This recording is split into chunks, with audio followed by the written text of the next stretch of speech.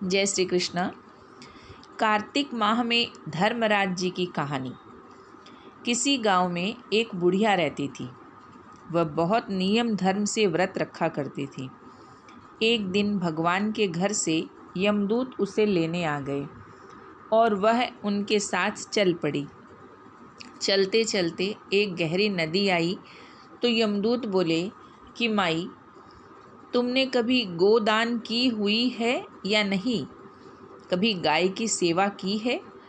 बुढ़िया ने उनकी बात सुनकर मन में श्रद्धा से गाय का ध्यान किया तो वह उनके समक्ष आ गई और बुढ़िया उस गाय की पूंछ पकड़कर नदी पार कर गई। वह यमदूतों के साथ फिर आगे बढ़ी तो काले कुत्ते आ गए। यमदूत फिर बोले, कुत्तों को खाना दिया था? बुढ़िया ने मन में कुत्तों का ध्यान किया तो वे रास्ते से चले गए। आगे अब बुढ़िया फिर से बढ़ने लगी तो रास्ते में कौवे ने उसके सिर में चोंच मारनी शुरू कर दी। तो यमदूत बोले कि ब्राह्मण की बेटी के सिर में तेल लगाया था?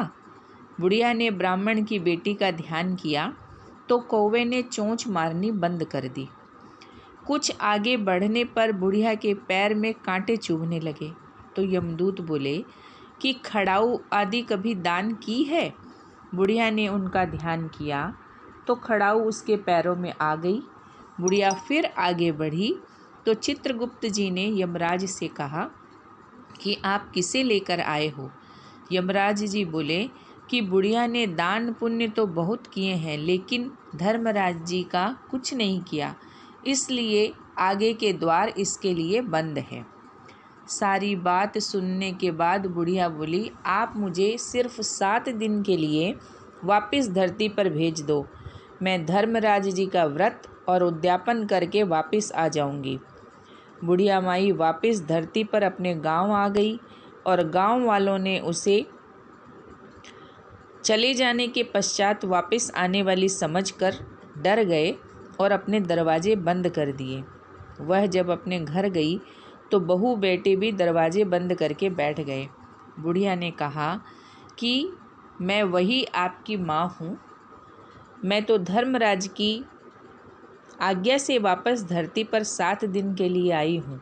इन 7 दिनों में मैं धर्मराज जी का व्रत और उद्यापन करूँगी, जिससे मुझे परलोक में जगह मिलेगी। बुढ़िया की बातों से आश्वस्त होकर बहू बेटे उसके लिए पूजा की सारी सामग्री एकत्रित करते हैं, लेकिन जब बुढ़िया कहानी कहती है तब वह हुंकारा नहीं भरते, जिससे बुढ़िया फिर अपनी पड़ोसन को कहानी सुनाती है और वह हुंकारा भरती है। 7 दिन की पूजा, व्रत व उद्यापन के बाद धर्मराज जी बुढ़िया को लेने के लिए विमान भेजते हैं। स्वर्ग का विमान देख उसके बहू बेटों के साथ सारे गांव वाले भी स्वर्ग जाने को तैयार हो गए। बुढ़िया ने कहा कि तुम कहाँ तैयार हो रहे हो? मेरी कहानी तो केवल पड़ोसन ने सुनी है, इसलिए वही साथ जाएगी। सारे गांव वाले बुढ़िया से धर्मराज जी की कहानी सुनाने का आग्रह करते हैं। तब बुढ़िया ने उन्हें कहानी सुना दी। कहानी सुनने के बाद सारे ग्रामवासी विमान में बैठकर स्वर्ग जाते हैं तो धर्मराज जी कहते हैं, मैंने तो केवल बुढ़िया को लाने भेजा था। बुढ़िया माई कहती है कि हे धर्मराज, मैंने जो भी पुण्य किए हैं उसमें से आधा भाग आप गांव वालों को दे दो। इस तरह से धर्मराज ने ग्रामवासियों को भी स्वर्ग में जगह दे दी। हे धर्मराज महाराज, जैसे आपने बुढ़िया के साथ सभी गांव वालों को भी स्वर्ग में जगह दी, उसी तरह से हमें भी देना। कहानी सुनकर हुंकारा भरने वालों को भी और कहानी कहने वालों को भी जगह देना। धर्मराज महाराज की जय। यमराज महाराज की जय। ओम जय जय धर्म धुरंधर, जय लोक त्राता। धर्मराज प्रभु तुम ही हो हरिहर धाता। जय देव दंड पाणिधर, यम तुम पापी जन कारण। सुकृति हेतु हो पर तुम वैतरणी तारायण। न्याय विभाग अध्यक्ष हो नियत स्वामी, पाप पुण्य के ज्ञाता तुम अंतर्यामी। दिव्य दृष्टि से सबके पाप पुण्य लिखते, चित्रगुप्त द्वारा तुम लेखा सब रखते।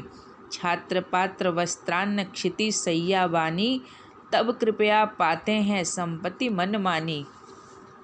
द्विज कन्या तुलसी का करवाते परिणय, वंश वृद्धि तुम उनकी करते निसंशय।